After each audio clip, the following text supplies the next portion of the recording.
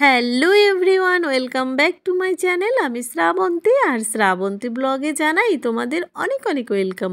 তো প্রতিদিনের মতো আজকেও চলে এসেছি আবার একটা নিউ ভিডিও নিয়ে।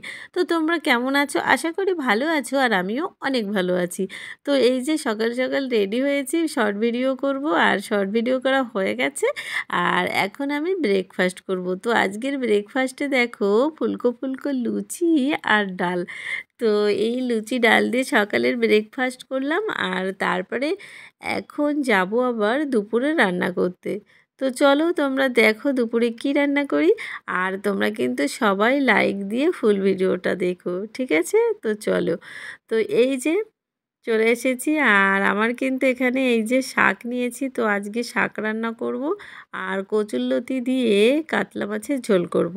তো এই যে শাকটা আমার ধুয়ে কেটে একদম মানে রেডি, আর এখানে কচুরলতিটাও দেখো এত মোটা মোটা লতিটা, তো কেটে আমি আবার ভাগ করে নিয়েছি।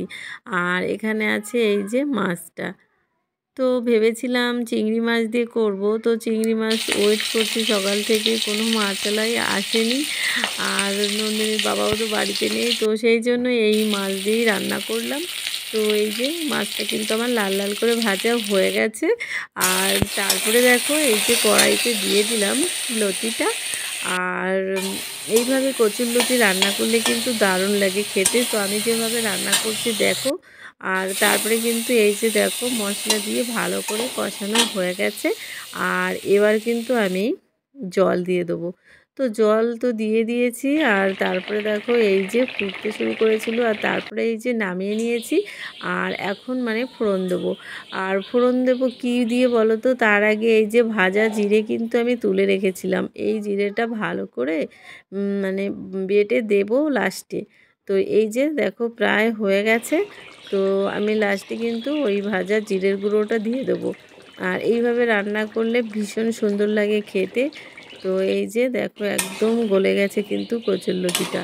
তো রান্না হয়ে গেল, আর এদিকে আবার দিয়ে দিলাম এই যে রসুন, শাকটা ভাজা করব। তো রসুনটা আমি প্রথমে দেখো লাল লাল করে এই যে ভেজে নিয়েছি, আর তার মধ্যে এই যে দিয়ে দিলাম শাকটা। তো এবার শাকটা ভালো করে ভেজে নেব। তো এখন দিয়ে দেবো লবণ আর হলুদ। তো এই যে দেখো লবণ হলুদ দিয়ে আমি এবার ঢেকে দেব।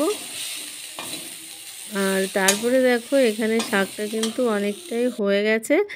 আর তারপরে এদিকে তো এই যে তরকারিটা ডিশে নামিয়ে নিয়েছি।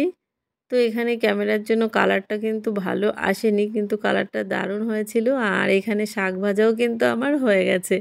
তো এই শাক ভাজাটা এইভাবে মানে রসুন দিয়ে ভাজলে কিন্তু দারুণ লাগে খেতে। আর তারপরে এই যে বসে গেলাম আজকের লাঞ্চ মেনু, শাক ভাজা আর কাতলা মাছ দিয়ে কচুরলতি রান্না। তো খুব ভালো লাগলো। আর তারপরে এই যে চলে গেলাম ছাদে জামা কাপড় তুলতে। আর আজকে তো ভালোই রোদ্দুর হয়েছে।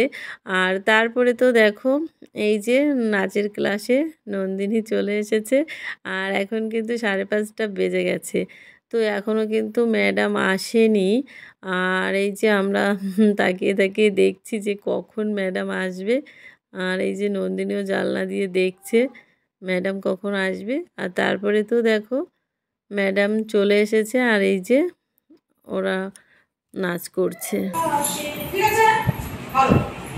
জ্যোৎস্না হাসে বাবা ডাকবা বাবা ডাকবা বাবা না জ্যোৎস্না বাবা শেষ একবার বললা না 1 2 3 স্টার্ট জ্যোৎস্না হাসে নীল আকাশে দুই হাত বাঁ দিকে তুলে একবার ডান হাত একবার বাবা ডান বাবা জ্যোৎস্না অবুল ঘুরছিস কেন?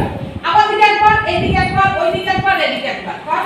জ্যোৎস্না হাসে নীল আকাশে চারবার হবে, চারটা কি করলে তো হয়ে গেল। আবার বলো জ্যোৎস্না এই দিকে একটু ওইদিকে শুরু করিস কেন? সামনে দিয়ে শুরু কর। 1 2 3 স্টার্ট জ্যোৎস্না এইদিকে করবি 1 2 3 স্টার্ট জ্যোৎস্না হাসে নীল আকাশে। আর এক শুধু কোমর নাড়ানো দেখা এইটা 1 2 3 স্টার্ট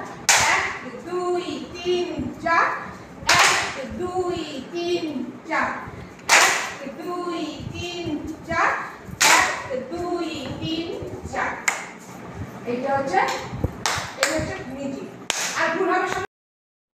তো আজকের পুরো ভিডিওটা তোমাদের কেমন লেগেছে সুন্দর সুন্দর কমেন্ট করে অবশ্যই জানাবে।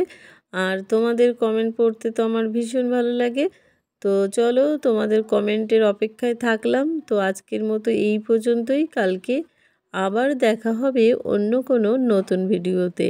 আর ততক্ষণ পর্যন্ত তোমরা সবাই ভালো থেকো। Tata, bye bye.